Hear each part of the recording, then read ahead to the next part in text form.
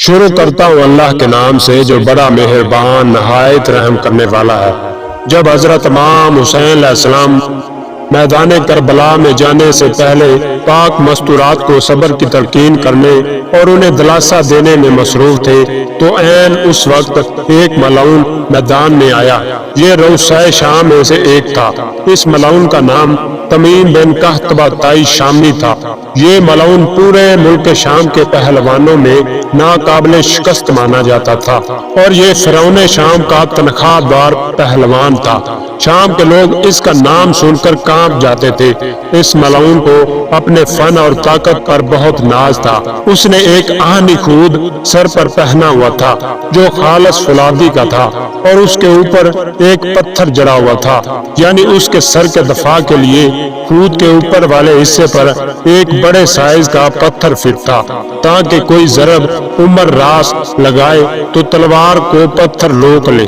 دوستو، یہاں میں آپ کو یہ وضاحت کرتا چلوں کہ دنیا کے جتنے بھی جنگجو پہلوان ہوتے ہیں ان کا ایک قبضے کا داؤ ایسا ہوتا ہے کہ جس میں وہ ماہر ہوتے ہیں، اور سارے بنی ہاشم کے قبضے کا ایک ہی داؤ تھا جسے عمر راس کہتے تھے۔ یہ ضرب سب سے مشکل مگر سب سے خطرناک مانی جاتی تھی اور اس ضرب کا ماہر لاکھوں میں ایک جوان ہوتا تھا۔ یہ ضرب ایسی تھی کہ تلوار سیدھی مخالف کے سر میں داخل ہوتی تھی اور آگے تلوار چلانے والے کی طاقت پر منحصر تھا کہ تلوار کتنی نیچے تک جاتی ہے۔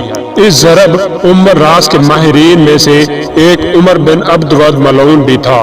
جس دور میں جنگ کربلا ہوئی اس دور میں پورے عرب میں عمر راس کے جو چند ماہر موجود تھے ان میں سے ایک یہ ملعون تمیم بن قحطبہ طائی بھی تھا، اور اس ملعون کو معلوم تھا کہ پاک خاندان کا کوئی نخیز شیر ہی کیوں نہ ہو وہ سب سے پہلے ضرب عمر راس کا ماہر ہوگا۔ اس لیے اس ملعون نے اپنے فولادی خود کے اوپر ایک فٹ بال کے برابر پتھر جڑوایا ہوا تھا تاکہ ضرب عمر راس نہ لگ سکے، اور خود سے گردن تک زنجیر لگی ہوئی تھی۔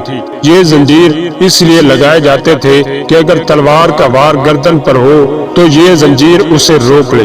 جس وقت یہ ملعون فوج سے باہر نکلا تو تاریخ کے الفاظ ہے کہ اس ملعون کو میدان میں جاتا دیکھ کر لشکر شام کے چہرے پر رونق آ گئی کہ یہ تازہ دم جوان ہے اور مشہور جنگجو بھی ہے۔ یہ ملعون شاید خدا نہ کرے کامیاب ہو جائے گا۔ وہ سبھی اسی خوش فہمی میں مبتلا تھے۔ عین اسی وقت شہنشاہ شجاعت الہی حضرت امام حسین علیہ السلام آخری کناز سے برآمد ہوئے۔ جنگ کے طبل بج رہے تھے اور تمیم بن قحطبہ طائی شامی ملعون لشکر شام و کوفہ سے آگے نکل کر میدان میں للکار رہا تھا، اور اس کی پشت پر 500 جنگجو جوانوں کا گھوڑے سوار دستہ لے کر یزید بن سعد ابطحی ملعون کھڑا تھا۔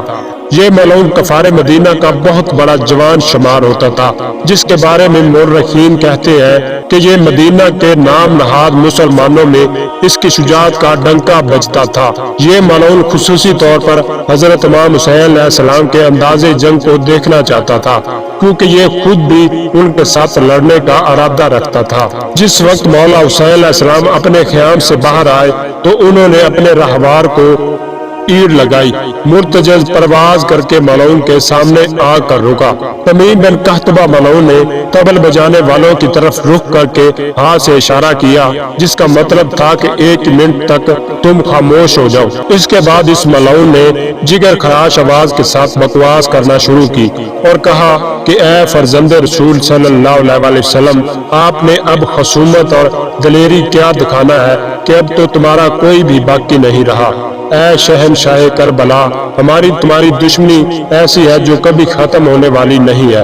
دیکھو، ہم آپ کے عزیز و اقارب شہید کر چکے ہیں، آپ کے پاک بھائیوں کا خون بہایا ہے، مگر ہماری عداوت اور دشمنی کی آتش ابھی ٹھنڈی نہیں ہوئی۔ آپ کے بھائی، بیٹے، بھتیجے اور انصار شہید کرنے کے بعد بھی دشمنی کی تشنگی اور پیاس ابھی باقی ہے۔ میں نے آپ کو جنگ کرتے ہوئے اپنی آنکھوں سے دیکھا ہے، اور میں داد دیتا ہوں کہ آپ نے ہزاروں جوانوں کے دستے کا منہ موڑ دیا ہے۔ باحثیت جوان، میں اس شجاعت کی داد دیے بغیر نہیں رہ سکتا۔ میں کافی مدت سے آپ کے ساتھ جنگ کرنے کا خواہش مند تھا، سارا دن اسی انتظار میں رہا کہ میں آپ کے روبرو ہوں۔ مگر اب تک آپ کے اور میرے درمیان آپ کے اصحاب اور انصار اور آپ کے بھائیوں اور بیٹوں کی تلواریں حائل رہی، اور تقدیر نے اب مجھے موقع دیا ہے۔ اب آپ کے اور میرے درمیان سوائے تلوار کے کوئی چیز حائل نہیں رہی، اس لیے میں تنہا آپ سے جنگ کرنے آیا ہوں۔ مگر افسوس اس بات کا ہے کہ آپ پیاس اور کمر شکستگی کے عالم میں کیسے جنگ کر سکیں گے، اور آپ کے سامنے لشکر شام کا جو 30,000 جوانوں کا دستہ کھڑا ہے، یہ وہ جوان ہے کہ جن کی جرأت اور شجاعت و طاقت کا پورے عرب میں ڈنکا بجتا ہے، اور ان میں سے 500 سوار منتخب روزگار جوان ہیں۔ میں چاہتا تو یہ تھا کہ آپ سے جنگ کرتا، مگر آپ پیاسے ہیں، پھر بھی میں یہ چاہتا ہوں کہ اب آپ ہمیں بھی اپنے تلوار کے جوہر دکھائیں۔ امام مظلوم حضرت امام حسین علیہ السلام نے اس کے لفظ خصومت کو سامنے رکھ کر فرمایا کہ اے ملعون، تو نے یہ کہا کہ ہم نے خصومت کی ہے، حقیقت یہ ہے کہ خصومت تمہاری ہے۔ تم ہمیں یہ بتاؤ کہ راہ چلتے مسافر کا راستہ تم نے روکا ہے یا ہم نے؟ کیا ہم تمہارے ساتھ جنگ کرنے آئے تھے یا تم آئے ہو؟ اس ملعون نے کہا کہ اب یہ بزم نہیں کہ زبانی باتوں سے فیصلہ ہو جائے، یہ میدان ہے جس میں تلوار کی زبان سمجھی بھی جاتی ہے اور سمجھائی بھی جاتی ہے۔ اس ملعون کی یہ بکواس سن کر لشکر شام نے ایک تنزیہ کہا لگایا، مگر اس وقت اس ملعون نے تلوار بلند کر کے اپنے گھوڑے کو ایڑی لگائی۔ ادھر حضرت امام حسین علیہ السلام نے اپنی تلوار بے نیام کی۔ ابھی شامی ملعونوں کے قہقہوں کی آواز نہیں رکی تھی کہ آتے ہوئے ملعون پر حضرت امام حسین علیہ السلام نے تلوار کا وار کیا۔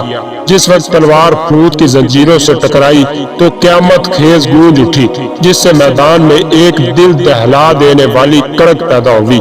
ذوالفقار قدیر نے قوت بازوئے قدیر میں چل کر ایسا مظاہرہ کیا کہ اس ملعون کا سر خود سمیت 50 ہاتھ تقریباً 100 فٹ کے فاصلے پر جا گرا، یا 50 قدم یعنی 125 فٹ تک جا کر گرا۔